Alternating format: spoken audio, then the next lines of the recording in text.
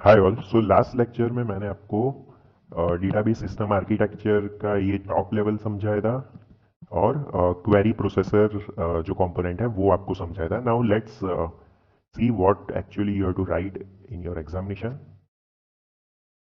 या so query processor unit deals with the execution of DDL, that is data definition language. So उसमें आते हैं हमारे create, alter, truncate, drop and data manipulation language segments and also DQL, that is data query language segments. तो DML में अपने आते हैं update, delete etcetera, and DQL जो डेटा क्वेरी लैंग्वेज में हमारी सिलेक्ट क्वेरी आती है। नाउ DDL इंटरप्रेटर जो मैंने लास्ट लेक्चर में बताया था, DDL interpreter is this component. So DDL interpreter interprets DDL statements into a set of tables containing metadata. So basically वो interpret करेगा DDL statements को, फिर metadata generate करेगा और store कर देगा।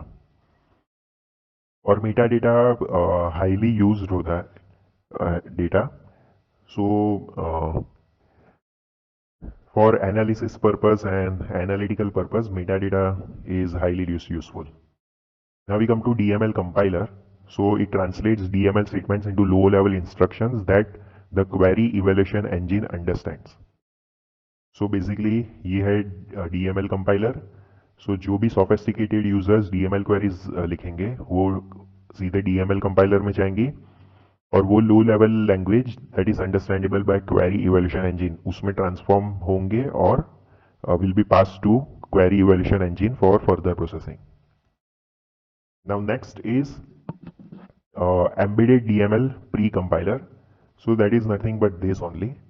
So compiler and linker. So इसको आप pre-compiler भी कह सकते हो.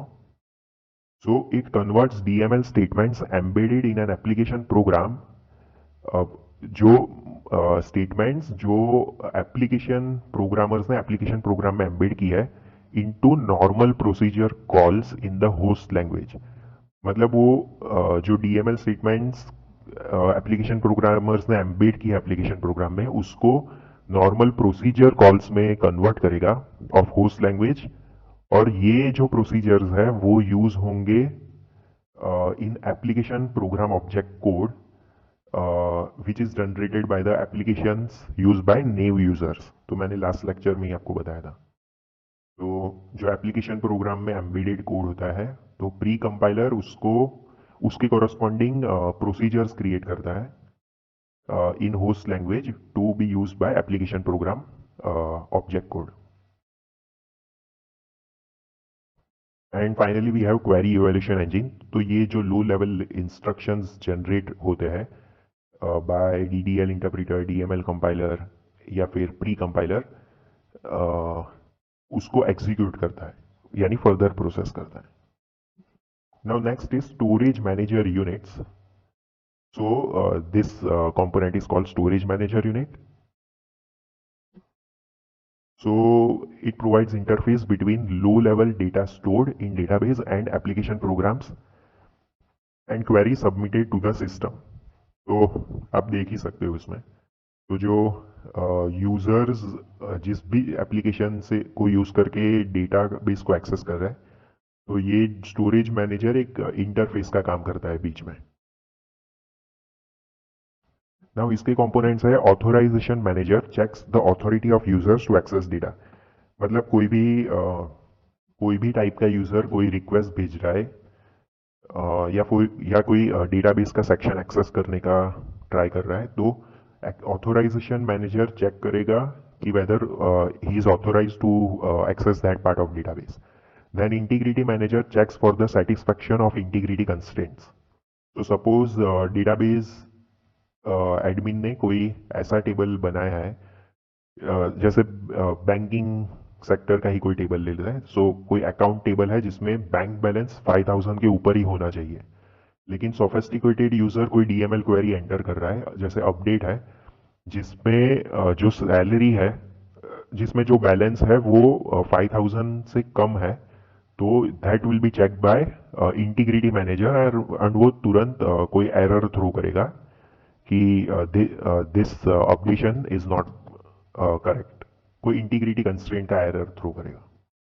Then we have transaction manager preserves the atomicity of transaction and controls concurrency. तो ट्रांजैक्शन मैनेजर इंश्योर करेगा कि या तो पूरा का पूरा ट्रांजैक्शन एग्जीक्यूट हो या तो जरा भी ना हो, एंड कंट्रोल्स कंकरेंसी माने मल्टीपल यूजर्स डेटाबेस को एक टाइम पर एक्सेस करने का ट्राई कर रहे हैं तो कोई कॉन्करेंसी इश्यू ना हो जाए, वो ट्राई करता है। कॉन्करेंसी प्रॉब्लम्स क्या होते हैं वो हम अपकमिंग लेक्चर्स में पढ़ेंगे। सो एक एग्जांपल मैं देता हूं। सपोज मल्टीपल यूजर्स ट्राई कर रहे हैं किसी एक टेबल को एक्सेस करने के लिए। नाउ सपोज ए और बी यूजर है जो अगेन अकाउंट टेबल में बैलेंस को अपडेट या चेक कर रहा है। नाउ सपोज ए यूजर जो है वो बैलेंस को अपडेट कर रहा है, लेकिन वो अपडेशन रिफ्लेक्ट नहीं हुआ है अब तक, और बी यूजर ने फाइनल बैलेंस अगर रीड किया, सो बी को इनकरेक्ट डेटा मिलेगा, क्योंकि एक्चुअल करेक्टेड डेटा तो तब स्टोर होगा जब ए अपना ट्रांजैक्शन या जो भी अपडेशन है वो कंप्लीट करेगा। So this is one example of concurrency issue. We will study this in detail in further lecture. Next is file manager manages allocation of space on disk storage.